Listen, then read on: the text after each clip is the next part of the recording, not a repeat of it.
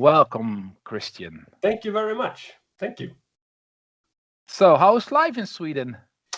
Well, right now it's quite nice. It's getting to Yeah, be summer, not as warm as in the Netherlands, of course, but it's getting there, nice. So, and but still the same thing, with the still have sort of a lockdown, Oh no, light one, but you know, but it's it was it. very late in Sweden. The lockdown. It started very Yeah, late, eh? yeah. Very late. I mean, it's not probably the type of lockdown that you had. We had a much lighter one. You couldn't do certain things, but it was never like really enforced by the government. It was just like suggestions. I mean, we suggest you stay home. We suggest you don't go to the restaurants. It was never any like strict guidelines, Okay. which was probably a mistake, I'm Hmm. guessing. So, but we did There. okay. Let's don't give our opinion because everybody in the world thinks different about it. I think Yeah, there's a lot of. I think in the middle. I think there's a virus, but I also think it's used for several things. But everything is different. Everybody thinks different about it. So let's yeah. We will see what happens in a year. How life is will be in a year. yeah, for sure. Okay. Okay. Back to your. Let's go to your band. At first, give me some info about Sorcerer. Yeah, the band started in 1988, I think, 88, 89. It was founded then. I wasn't part of the band then, but it was Anders, our vocalist, and then Johnny Hagel, who went on to do Tiamat and Sundown and lots of other things. Yeah. Yeah, everybody knows those guys, of course. And they did two demos, Hmm. and then they disbanded because Anders joined Lionshare and Johnny started Tiamat and all that stuff. And then later, I think it was 2010, we got or they had a question from Oliver at Hammer of Doom Yeah. and said like, hey, do you want to, come down, reform the band and do one gig for Hammer of Doom? And basically they couldn't locate all the band members, or they wouldn't, so they asked me, and we put together a band and did one show. It was just supposed to be one show. Uh-huh. We had such a great time, and the reception from the crowd was amazing. So we did another gig in Athens half a year later, and after that one, that was also amazing. Same level of crazy fans, and it was awesome. So we decided to let's try to make a record. So we did a record, and it came out in 2015 called "In the Shadow of the Inverted Cross." Hmm.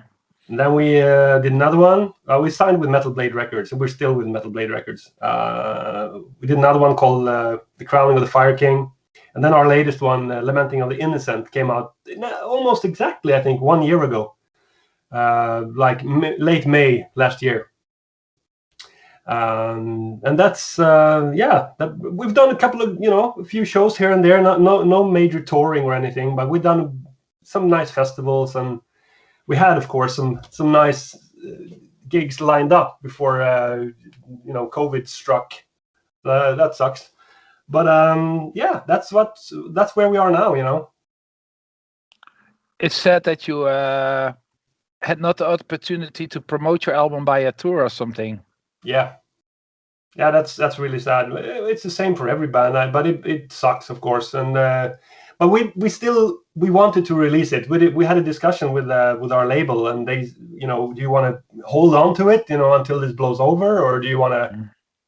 And of course, we wanted to release it. We can always write new songs. When we didn't want to wait another, I don't know, 2 years or something, and our fans would, forget about us. That's a fact. Yeah, people Yeah. forget bands were this on hold. Then a little bit in the shadow. Start to I be in think the so. shadow. Yeah, and we're not. We think we can write another record, so we just might put it out there. You still rehearse with the band these days? Not really. I mean, we're all busy with other stuff and life and work and kids and family, and so we don't really rehearse much. We rehearse when we have a recording to do, maybe, or for gigs. As soon Yeah. as we don't have any gigs right now, we don't meet up and record or rehearse, I should say. So maybe we could meet up in the summer or something, and because I miss those guys. You know, we never see each other, so Not from the same area. we are from the same area, but you know, it's still hard to get everything together. And then with the whole COVID thing, you know, you should probably see each other as little as possible. Yeah. But I got my first shot here like 2 weeks ago, so I think it's starting to ease into that. You know, we could start having a normal social life again. So I think we're gonna meet up and do some jamming for sure, and maybe work on some new song ideas and stuff. So that's the plan. Because then I already switched to a much later question, because we are talking about COVID now. After this whole pandemic, will will be there some cool gigs touring coming up? Yeah, I hope so. We have Sweden Rock, you know, Sweden Rock Festival to do, and we got a couple of European festivals also. I can't remember if they've already been announced, so I'm not going to say which ones, because then I'm going to get in trouble. But with Jeroen. Yeah, with Jeroen and probably the festival as well. They're going to be okay. But yeah, we have some gigs lined up for sure. Absolutely. Nice. You know, our booking agent is working as we speak to get us more gigs. So yeah, we really want to get out and promote the album. Cool. Yeah. You talked about the Hammer of Doom festival. It's from Oliver Weinshammer, right? From the Keep It True festival. Yeah. It's the Doom edition of Keep It True, actually. Yeah. Yeah. And is it with Greece? It was. It's also from the Doom edition of that other Greek festival, right? The first one we played was Up the Hammers. Up the Hammers, but is it mixed with heavy metal and doom, or is it just more heavy metal orientated, right? I think it's a mix. It's not really a doom festival. But then we played let's see, was it 2018? I think we played the Echoes of the Labyrinth, and that was I think an offshoot from the Shania Metal Fest or something, maybe. And I think that was only doom bands. It was us, Doomocracy, Crimson Dawn, some other band. Can't remember. But I think that was more like a doom festival. And then in 2019, we went back to Greece again and played in Athens. And the festival name was... I can't remember. Sorry. No, but it was awesome. It was a fantastic gig. The Greek fans are very passionate, right? Yes, very much so. And I think that the traditional heavy metal and epic and doom metal is very big in Greek. Yeah, it seemed to be, for sure. Yeah. Love playing there. I love the people. Nice food, nice people. Yeah. Yeah. I love Greece. And yeah, it's fantastic. I would love to go there someday. I haven't been there, but the festivals there in Greece, I heard a lot of good feedback from it from people. Yeah.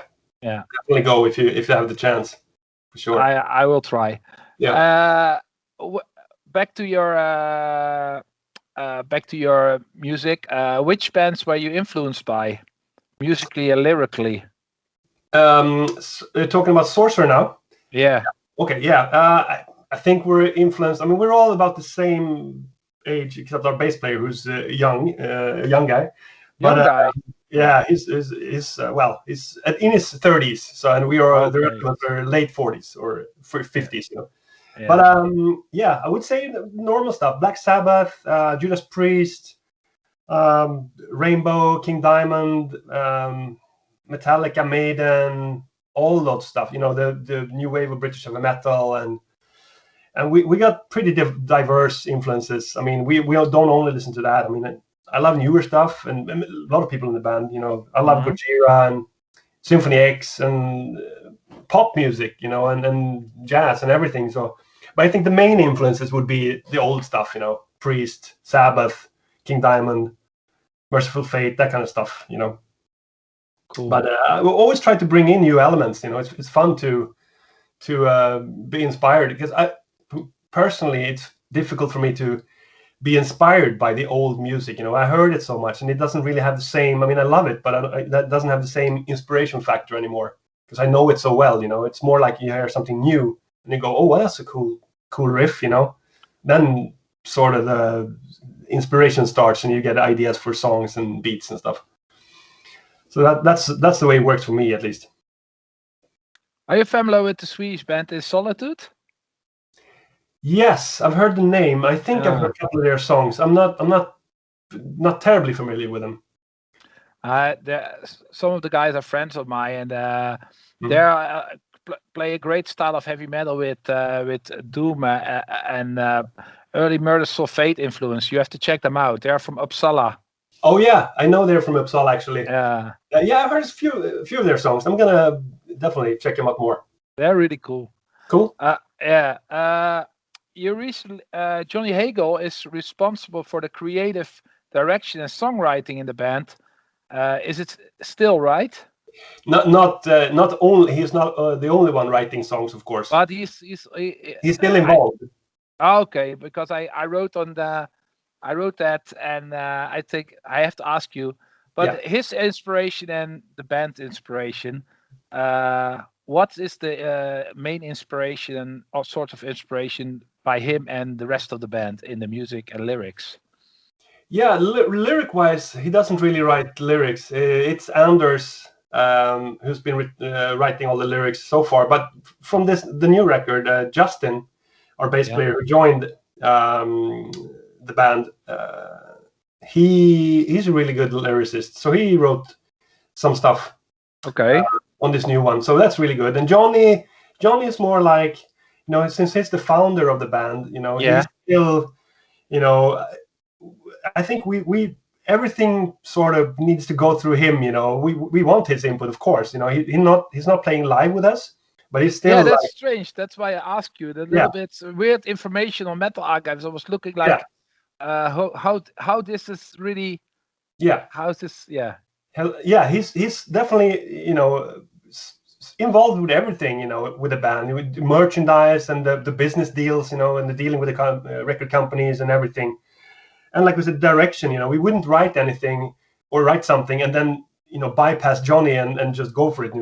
Everything goes through everybody in the band. So you can say the band is like 6 people now. We have Johnny as like the 6th member.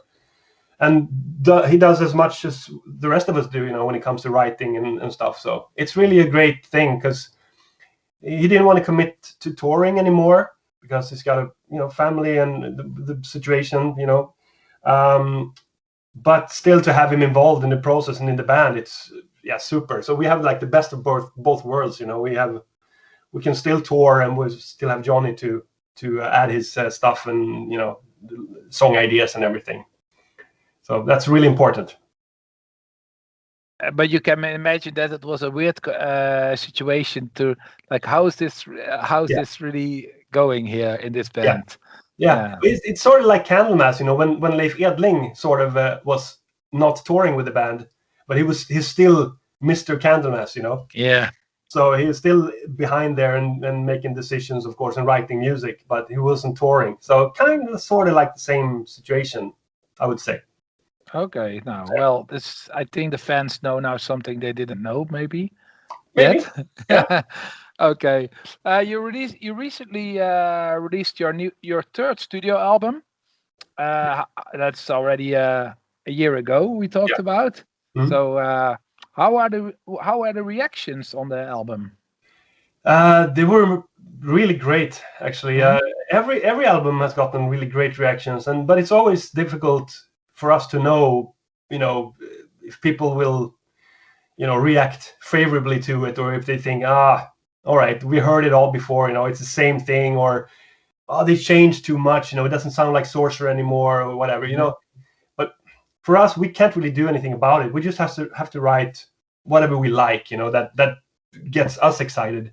But yeah, the reactions were great. We got a couple of albums of the month in a few magazines, the Rock Hard, for instance, which is an honor, and gotten really nice grades, across the board. So yeah, we are definitely happy with the way it came out and the reception. It ended up on a couple of best of the year lists as well. So yeah, Nice. we couldn't ask for more. So we just have to next time step it up and try to beat that one. That's going to be interesting. Metal Blade has a great step in every door. They have a lot of reach. So I think it's Sure. Great label to be signed by. It's a great label. We love those guys. Yeah. We're definitely don't want to change labels. No, I can imagine. Yeah. What they can bring. They have a big step to everything. Yeah, they do, and they're really passionate about the music. Not just our music, of course, everything they have. And they're really knowledgeable. They have so much. I mean, everybody I've met there are like true metal. They know everything about every band, every demo, everything ever recorded. I feel like a total lightweight when I talk to those guys. It's like, I was like, have you heard this? But I had the demo like 20 years ago, and I have the cassette, blah blah blah. It's like, okay, that's cool. Yeah, great bunch of guys and girls. Cool. Yeah. Now it's a really difficult question for me, not for because it's very the names are very difficult to speak. The Swedish names are a little bit. I want to ask you about some questions about the future guest appearance of Johan Landquist. Yeah. Yeah. It's difficult to speak for me. And Swedish cellist Savant Henriksson. Do I speak it right? From Yngwie Malmsteen. Yeah. How did you get in touch with these two guys, and how did it work out? Yeah.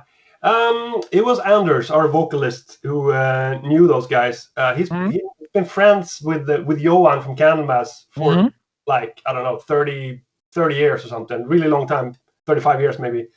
Since he was, I think he was in a band with Johan's brother way back when they were like 14 or 15 or something. Ooh. And I think Johan was already out of Candlemass by that time, and doing something else. But they had a great, he met Johan, and they've been friends ever since. And so when the idea came up, like we had this song Deliverance, like maybe we should have a guest vocalist on it. And Anders suggested Johan, and we were all like, of course, great choice. And Johan was all for it. He was a great guy, really nice guy. Cool. And I don't know if you've seen it, but we have this like a documentary from the recording of the album. It's on our YouTube channel, Sorcerer TV. So if you can check it there, you can see, when we're in the studio with Johan and the recording. It's awesome. I still get goosebumps because I was the one filming it. Yeah. So it's really cool. Nice. So that came from Anders, and also the connection with Svante came also from Anders. Because his old band, Lion's Chair, Svante played on an album of theirs, back in the 90s, I think it was. And he, again, for the same song, for Deliverance, Anders suggested we should have some cellos. And they said, like, I know Svante, I can call him up, see if he wants to do it. And he was, cool, no problem. And he just recorded it super fast because he's a total pro. He's really well known. Apart from he played bass with Yngwie, but he's I think mostly does a lot of cello playing as well. He's a master. So that's the way that came out. Really, really good. Really happy with that. Cool. There's also bonus tracks on it called Hellfire. Mm-hmm. That was mixed by Max Norman from Ozzy Osbourne and Megadeth. Yeah. Please tell us about this cooperation. How did you get in touch with them, and how did it work out? I think actually, again, it came from Anders. Somehow he became friends with Max on social media. I don't know how the connection started, but I think Max is a huge fan of Anders' voice. And really liked, I think, the old stuff Anders have done. Anders has done a lot of things, like session stuff and everything. But he also, I think, likes Sorcerer. So they started chatting, blah blah blah, and then we went to we played Prog Power USA in 2019 September, and Max was there, so we all met up.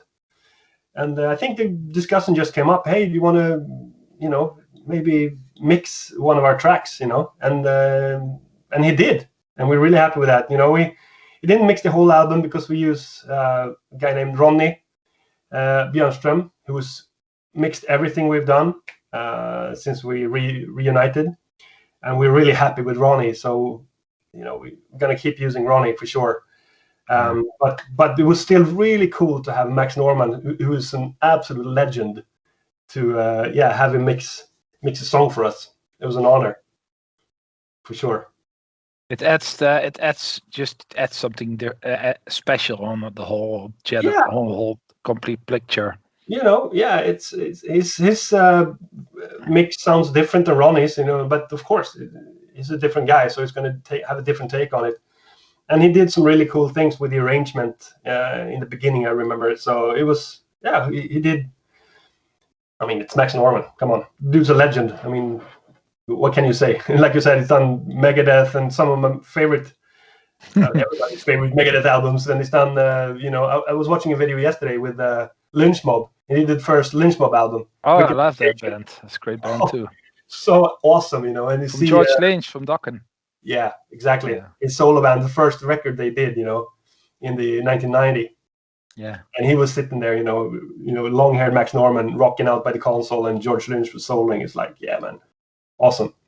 And of course, he worked with on the old classic stuff with Randy Rhoads and that stuff. I mean, come on, it's stupid. Yeah, that's really. You can be happy with him in the involved in your album. Yeah, of course. Very happy. Then I also wanted to ask you something about your time in Tyrion. Yeah. Yeah. Can you tell me about it? I can. It was, I joined the band in 1999. Yeah. And I was in the band until 2008, so almost 10 years. Oh, I've seen you live, probably. Oh, probably, maybe that. We played Netherlands many times. 13. Oh yeah, for sure. Like 4 or 5 times, I think. That's actually my favorite venue in the whole of Europe. That's the best. Really? Venue. You like it so much? Yeah, I love it. And they've rebuilt it now. I think. True. That's so. True. I haven't been bigger. there. It's bigger. Yeah, I haven't been there since the rebuild. But my girlfriend, sorry, not my girlfriend, my wife. She was my girlfriend at the time. She's from just outside of Tilburg. Who's she then? Yeah, she's from Katsheuvel. Really? Yeah. Oh, that's around the corner by Efteling. Yeah, it is. I've been there. Yeah, cool. Yeah. Cool. So she's Dutch, she's Dutch. Oh yeah, sure. Ah, nice. Yeah, so we used to go to Tilburg, and go to 013 and see bands as well. I've seen Strapping Young Lad was there when they played. Roadburn. And I've seen some other bands. Symphony X I've seen there, and a bunch of other bands. So it's always a hoot to go back there. It's always really cool. So not only as a musician, but also as a fan, you came there. Yes. Yeah. Exactly. Cool. But Therion. Let's see. Yeah. So we did a bunch of albums. The first one was Degil. Mm-hmm. Not my favorite album because it was a bit. Yeah. I liked Teli. That was my favorite. It was a bit more death metal, like heavier. Degil was a bit more, lighter, more classical kind of stuff. But we did that one, and we did Secret of the Ruins, which is really cool. We did Lemuria Series B, also cool stuff on there. And then we did my favorite, which is Gothic Kabbalah. I think that album is really good. But I think it's like the worst selling Therion album or something. I think most of the fans are like really divided on that one. So, but I don't care. I love it. And we did so much touring. We had great times. I met my wife, with when I was with Therion in 013 actually. Okay, cool. Yeah.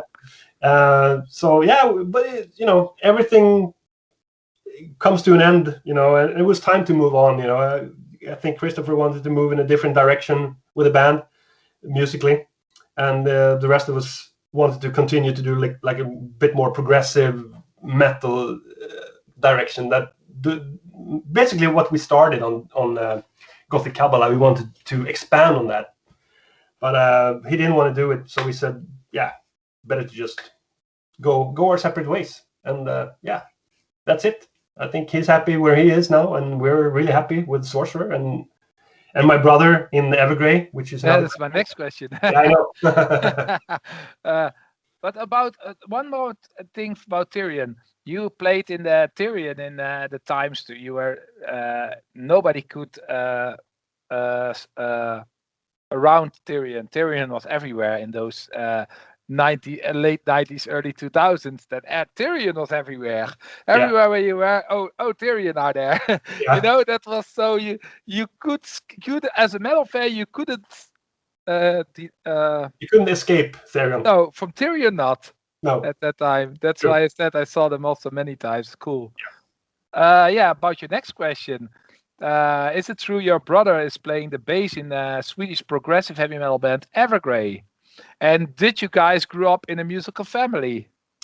Yeah, first of all, yes, it's true. He plays in Evergrey. I think he's been in the band. Yeah, he's been in the band for, I don't know, 10 years maybe. Mm-hmm.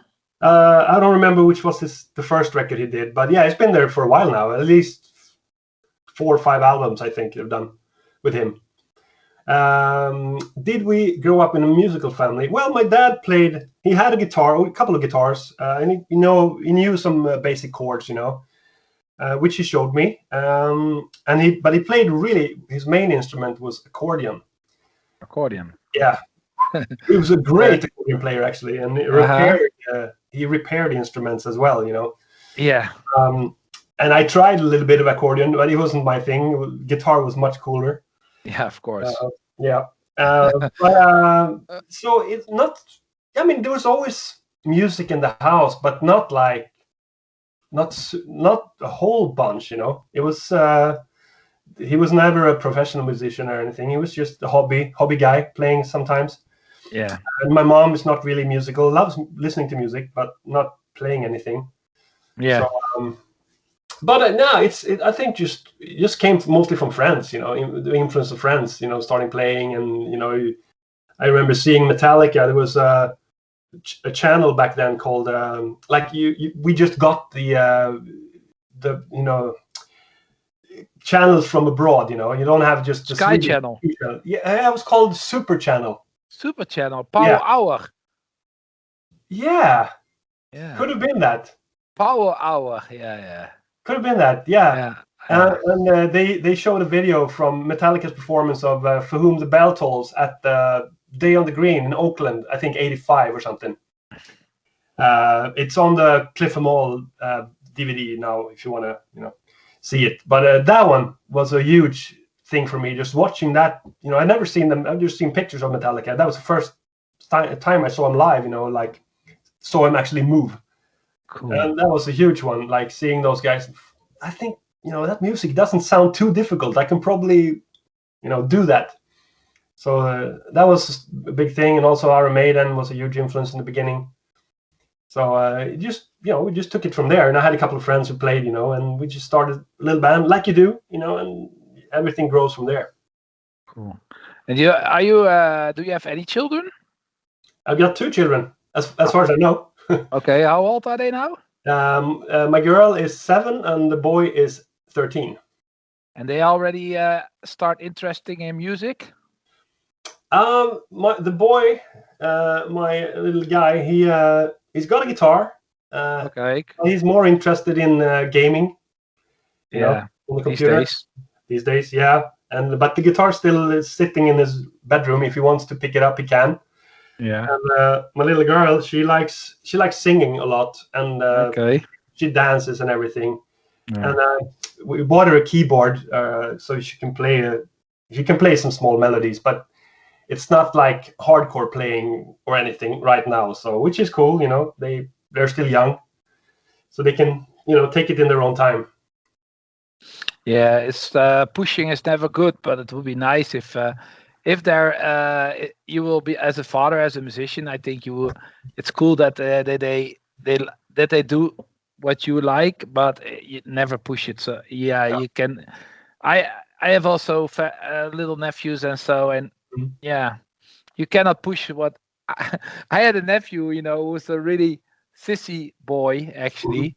Mhm. But first time I showed him Twisted Sister, and he tried to like it because I like it. Oh, yeah, But then now he's 9, and he said, "No, I don't like it." Yeah, well, then you have to accept. yeah. It's But what it is. at least my kids, they like Sorcerer. The guy is he's a metalhead. They only listens to metal, Your and boy. yeah, it's Oh, like, cool. and the girl, she listens to a bit of everything, but she also is like, yeah, but your band is the best, Dad. Yeah, of course. So, Father's band. Yeah. Have you ever brought them to a concert? not yet. No. I know that our guy really wants to go, but our little daughter is a bit too young Yeah. to go, But maybe he can go when he's, when we can play. I mean, he's going to be 14, 15 next time we play, probably in Sweden. So it's possible, maybe. Yeah. It's nice. Okay. How many gigs have you played over the years, and what were the main highlights of your career, of your Uh, live career? okay, you're talking about only Sorcerer now, or just me in No, general? yeah, you could also add something from Tyrion or whatever. Okay, But some because I'm doing the interview with you, yeah, especially about Sorcerer. But yeah, yeah, now we are talking also. We could also a little bit of Tyrion. okay, So, how many guys have you played over the years, and what were the main highlights? yeah. Well, with Sorcerer, I have to say, one of the absolutely best gigs was the first gig, or actually every time we played Hammer of Doom. You Yeah. know, that was the first gig, and then we played 2 times after that. Yeah, so 3 times Hammer of Doom. That's always a highlight, just because the festival is so well organized. We love Oliver, and the crowd is just amazing. And it's a true Doom crowd. They know what they're gonna get. Yeah. So that's always great. We had so many actually highlights with Sorcerer. We played in with the lineup we have now with Ricky on drums and Justin on bass. We played Metal Days. Oh, it's Slovenia. Yes, Oh, yeah. we played just like when it was really dark and it was sort of raining, drizzling. Mhm. Still a great crowd turnout, and we got to play. For the first time, we played songs from our last album, Fire King, Crowning a Fire King. That was a real highlight. The times we've been to Greece, the last time in Greece was awesome, that festival. And we also, another highlight was, of course, Prog Power in Atlanta.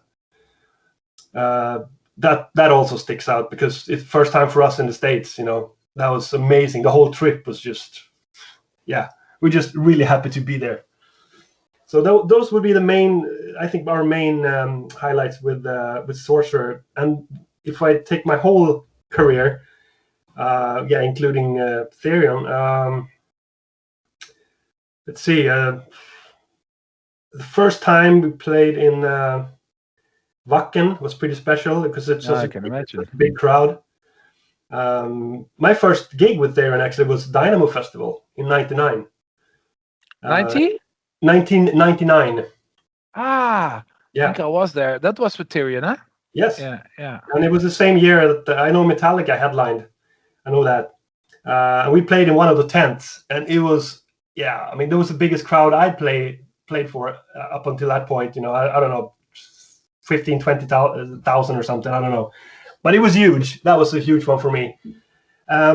Also playing, we've done so many gigs in places like El Salvador, Costa Rica, and also the all Eastern countries. Where people just go apeshit. Mexico, of course. People are just totally crazy. It's like watching a Beatles documentary, or Iron Maiden, first time behind the Iron Curtain, something like that. People are just absolutely crazy, which is amazing for a band.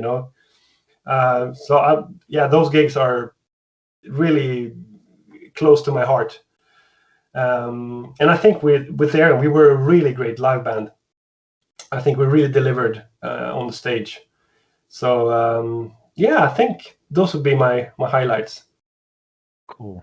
Yeah. The first time I saw Tyrion was probably in '97 at the Grasspop Metal meeting. Is it right? You played there in '97? 1997. It was Tyrion. Probably also. I thought they were also playing the Graspop Metal Meeting in 1997. Is it? You can imagine? Remember that one? No, I wasn't in the band then. I joined in 1999. Ah, yeah, but I've seen them. I think on the Graspop Metal Meeting in '90s. You ever played on Graspop in Belgium? Yeah, sure. I played there maybe 2003, 4, 5, something like that. Yeah, I think we played maybe 2 times. But yeah, great festival. It's Awesome. not far from my house. Okay. Yeah, not far from your wife's house either. She comes from Kaatsheuvel. Yeah. Yeah. Okay. We already talked about the COVID situation, how that it got a lot of impact on touring, and but can I ask you is what my opinion about this whole COVID is? It's 90% of the situation sucks, but the 10% is that you can concentrate on new songs, work it out as a perfect picture. Is it true for you? You see it also this way? Yeah, for us, unfortunately, the COVID struck right when we were supposed to go out and tour. You know, we had just finished writing the album and recording it and releasing it. Then it was the lockdown. So for us, it really sucks because couldn't promote it. But for other bands who just finished a touring cycle, it was great. Of course, no pressure. Just get in there, write music, and just chill. So yeah, I think it depends on where your band is, in the scheme of things and in the cycle of albums and touring. For us, the timing was bad. I can imagine. Yeah, but we're so used to it now. It's been a year, but it seems so normal now in such a way. So it's almost like it always was like this. Yeah, in a way, it's like okay. We can't do anything. So when we finally will get out, maybe next year, get out and play, it's going to be, holy shit, this is amazing. See people, and have a beer and go out and see bands play. It's going to be amazing, and it's going to be a huge competition also among bands. Everybody's going to go out touring. So who's going to? I don't know how that going to work out. Every band is going to go out. So I don't know. I'm also afraid that the conditions will be bad for the bands because there are so many bands who likes to play, and the clubs have lost a lot of money the last years. Yeah. So it will be not pay to play, but it won't make you. It won't be a great. One moment, the bell rings. You have a moment? Yeah, sure.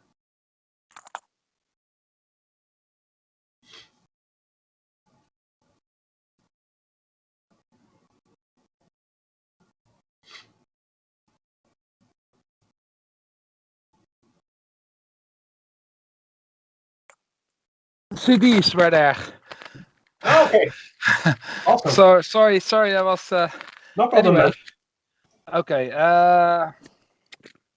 Okay. Well, we about the clubs. I switch a little bit back, then it's easier. Yep. About this whole club thing about touring. Yeah. I think will be hard times for you, as a band like yours. A lot of people like to see it. I'm sure there will be venues who like to book you. But as there's a lot of competition, a lot of bands like to play. The clubs lost a lot of money the last years. The festivals lost a lot of money. It will be hard times, I think, for everyone the next years. Yeah, for sure. Absolutely. Yeah, we're not counting on making any huge amounts of money or anything. Mm-hmm. No, we just want to go out and meet people and play. That's all. Yeah, for sure. And of course, we have to start writing the new album as well. So it's going to be like next year, probably both doing some touring, gigging, and writing for the new one. So that's next year for us. What I think. Okay. Well, and then I also like to ask you a few personal questions. Sure. Maybe we add always the question. I didn't put it on the list, but now we are talking anyway. What are your top three albums? Ooh. Or all bands that, if it's too difficult, you can your top three. Yeah, that's an impossible question, but today I can answer like today. My three favorite albums today, which is going to be three different ones tomorrow, is probably I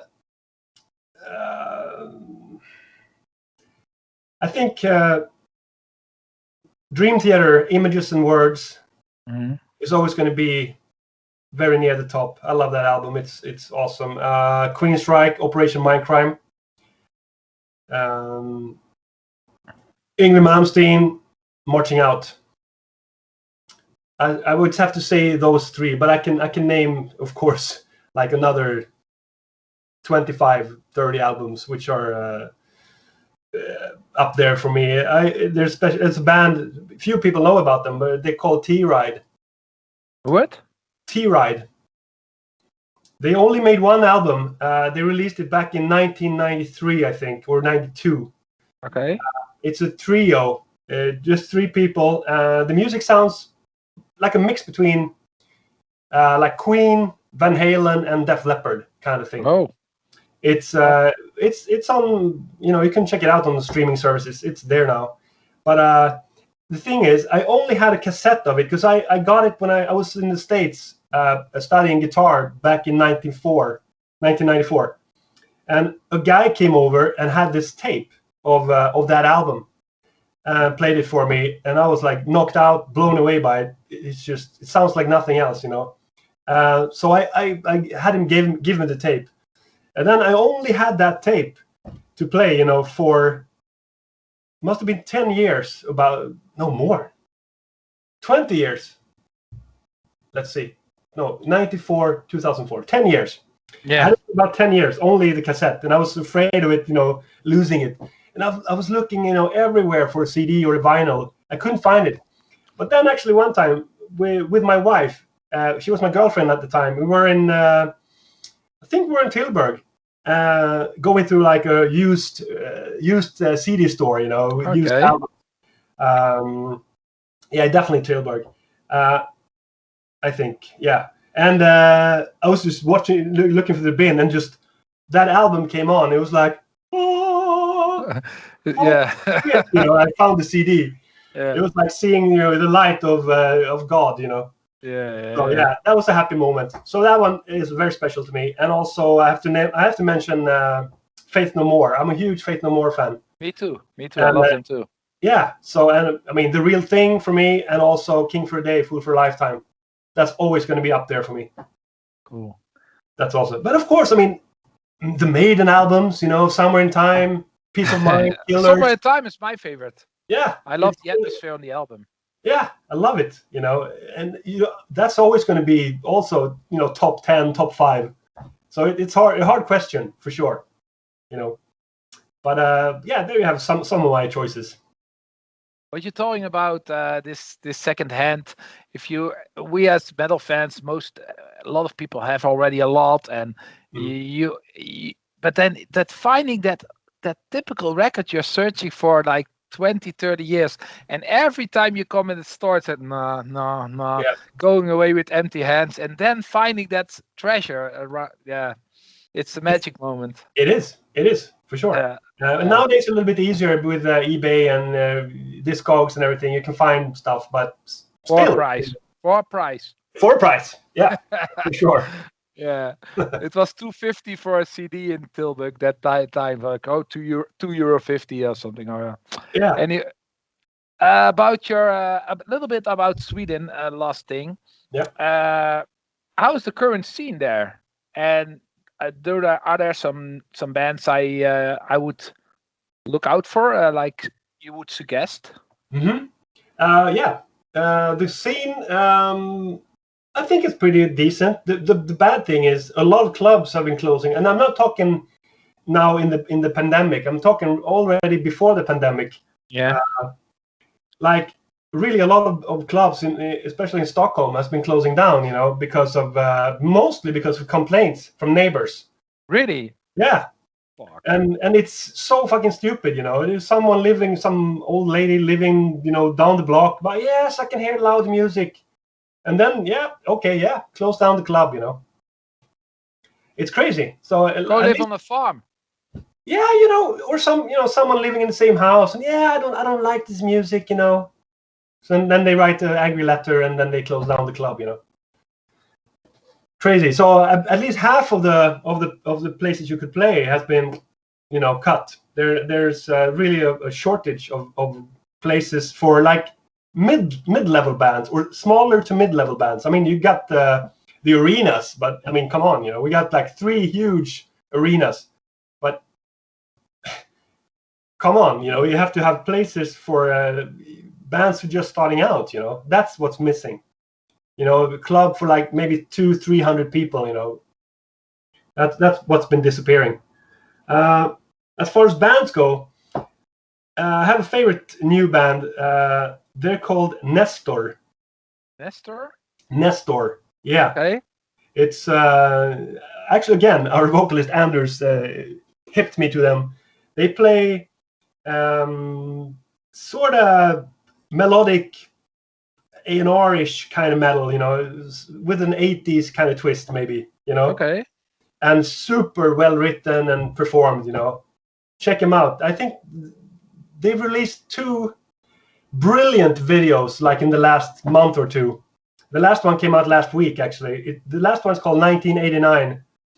And the first one, I can't remember the name of it, but it's awesome. It's like the videos are brilliant. You're going to laugh. It's so good.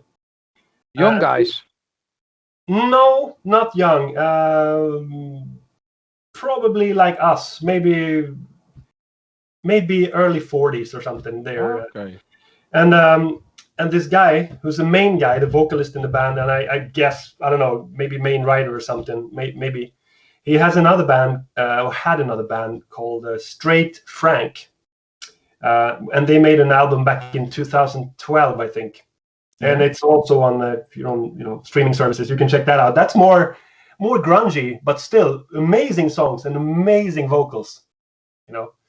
Those are bands I would check out. So Nestor, definitely, and Straight Frank. Let's see. I think you know about every other Swedish metal band, let me think. If you're into the 70s kind of vibe, you can check out a band called Lugnet. Luminet? No, Lugnet is Lugnet. Okay. Yeah. They were on the we did a live stream back in January with Wolf, Lugnet, and Descend. So they were one of those bands, and they're a really cool band. It's Okay. 70s vibes if you like that kind of stuff. Yeah, I like. Yeah. Good for the Roadburn Festival in Tilburg. Okay, cool. Yeah. Yeah, you know the festival Roadburn? I've heard the name. I never played there. I think it's also something for where you could fit in. Okay. And you also know about Little Devil? Sure.